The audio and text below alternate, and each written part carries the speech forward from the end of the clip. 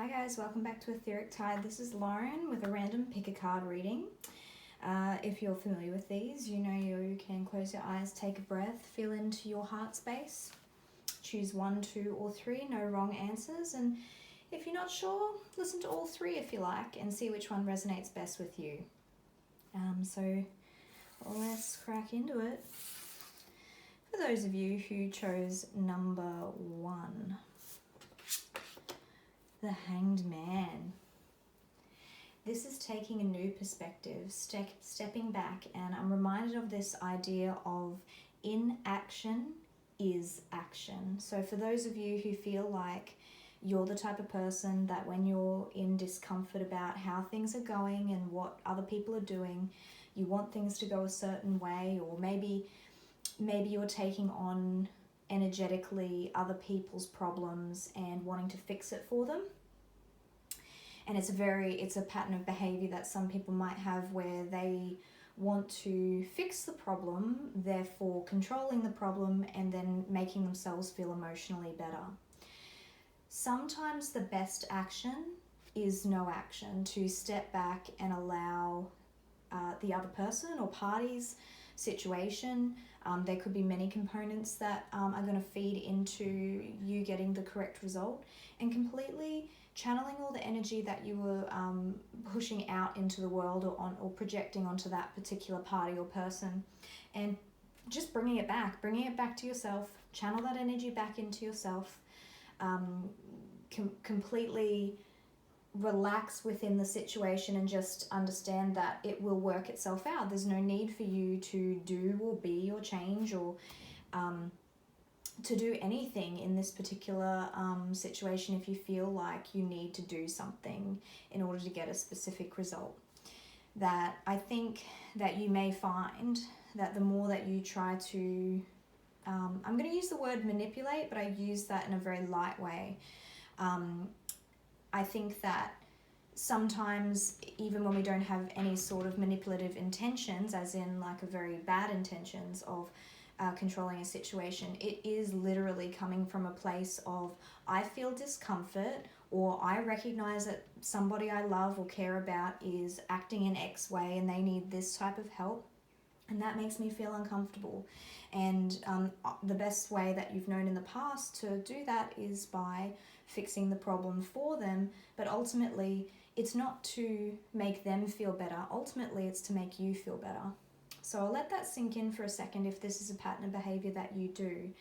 And in a sense, it is a type of control. In a sense, it's a type of manipulation, because rather than thinking about the situation and the ownership of the other person and their own responsibility to sort of fix their own emotional issues, in the same way that they are not responsible for how you feel, you are not responsible for how other people feel as well, as much as you would like to help.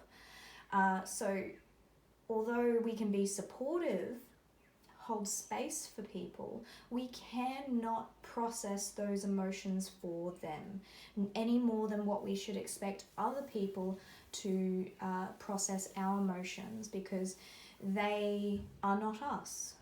We are not them. We cannot decide what is the correct way to process a particular emotion for someone. So I hope that makes sense to you guys. For those of you who chose number 2, okay, we've got an imbalance within. I'm going to say that this actually is showing up in various different ways. It's a general reading, so it may apply to you in different reasons. This is where there is imbalance in either resources of the energetic nature within a relationship, so as in emotionally, another party or both parties are not putting in the same amount of effort as what we are, and we feel like we're shortchanged in this respect, and there's resentment building up in that as well. And I also feel as though this could be happening within the workplace for you. So it could be a team, it could be like one of the people you work with, it could be a corporation, however way it shows up for you in your personal environment. However, there's this sense that why are they not putting in as much effort as I am, and I feel like I'm shortchanged? I feel like here I am putting in effort into my job or this relationship or this partnership, this business endeavor, whatever it is, and the other person is just not showing up. And I feel resentment for that. I feel like that person is not honoring me or respecting me by doing this, and just it really feels like like powerlessness to me. And in this image itself, like you can see, here's this person who has money or is giving out food or money to beggars. So do you feel like you're begging for recognition, begging for like this position where you've pushed someone up on a pedestal and put them above you, and you're like having to fight for their attention or fight for their approval, for their resources, and you are completely depleted of resources? Now I feel like there's two energies of this that are coming in. This part might not resonate for everybody. The first part, absolutely. But this is another subset of the people who have chosen this. So take what resonates, leave what doesn't. So in situations, is there a pattern of behavior where we have a scarcity mindset, in the same way that we feel like we are starved for money, starved for attention, starved for love or romance? I'm going to even throw that in. Like, are we starved in some form or fashion and we feel like we do not have enough? And that's a scarcity mindset. That type of mindset will perpetuate more scarcity within your life. You will notice in all the ways that you are scarce, that I don't have enough money, I don't have enough love and attention from my partner, I don't even have a partner and I never had partners, I don't have enough dates. However way this is showing up for you, you will know what the way in which scarcity is showing up in your life. So just know that the great news is you are the one that's perpetuating it by noticing it in your external environment. You're the one that are interpreting the things that you are seeing and deciding that equals scarcity for you. So when people do give us like a small amount of their time, like breadcrumbs, like this guy, he's just trickling some breadcrumbs, and you're so thankful. You're like, oh my God, I'm so starved for so much of this particular resource that when I get the tiniest morsel of it, it's just like I'm so hungry for it that it's the best tasting, the most amazing thing that I've ever had. And then you get that, like this tastes so good that I'm afraid it's going to go away. Now I'm going to act in ways towards this personal thing or environment, situation, that it's like I'm going to act towards this as if that's the last thing and the only thing and the only place that I can get this resource. So that within itself, people just know that people feel that energy. And when they feel as though they are the central source for your satisfaction, it literally pushes them away. So hopefully you guys heard what you needed to hear from that. Number 3. Ooh. 9 of Cups in the reverse. This is usually in the upright. So I'm going to be focused on the blue here. Where do we feel like we are not getting our needs met or our dreams met? So this is usually like wish fulfillment. We have all the skills and emotional things that we need in order to complete our dreams and goals and so what so have you. This feels like an incapacitation to me. This feels like I am at a disrest within the situation that I am, and I feel powerless.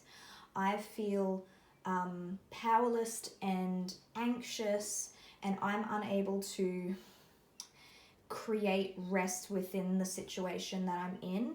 It feels uncomfortable. It feels discombobulated, and very like roller coastery in its emotion. So usually this is like, okay, I have everything, like when it's in the upright, I've got everything that I need in order to achieve the things that I want. I actually would say, like this has just come to me now, I talk about getting in the correct vibration of knowing that the thing that you want to, like the dream or the goal or the wish, knowing it has already been created as you have already asked for it. So the moment we ask for something, the moment we decide that's a want or a need or a dream or a goal, somewhere in the future, that moment exists because you have just sent that rocket of desire out, as Abraham Hicks would say, sending a rocket of desire. So when we know that it already exists, it may not be right here in this time and space, but it does exist. What else do we need to do? So this guy's like, I don't need to do anything else. I got everything I need. I just need to, I've got the right vibration. Look at all my sweet cups of self-love and reassurance and confidence I have back here. So if something has already been created, there is nothing energetically we need to do. It's going to naturally happen based on being within the state of knowing it already exists and then knowing you already have it. And when we have something, like let's say we're trying to manifest a partnership or an incredible career, if we are already in the vibration of having it and it already feels good as if we have it, or if somebody actually goes, here you go, here's that relationship you were asking for. Oh, great, I've got it now. I guess I don't need to worry about it anymore because I got it. If we could already get in that energy of, oh, I already got it. I guess I have no anxiety. I guess there's no need to be worried about anything anymore because I got it. So, yeah, you guys are so worried about not getting that you're creating dissonance within your own and splitting your energy essentially. And when we have split energy, well, we can't manifest, can we? So hopefully you guys got what you needed. Now, thank you so much. If you would like a personal reading, details are down below or above, whichever I post this on. You can go to www.etherictide.com. I am also going to post a link. I am going to be doing a 12-week tarot course. Now, this is a certified course. It's been a course that's been written by Leanne, the Barefoot Medium, and I'm able to teach this one over the 12 weeks. It is an incredible course for those who are wanting to read the tarot intuitively for themselves or for others. So I'll put that in the link description as well. And yeah, I'll see you guys next week. Hope you have a beautiful, beautiful rest of your weekend.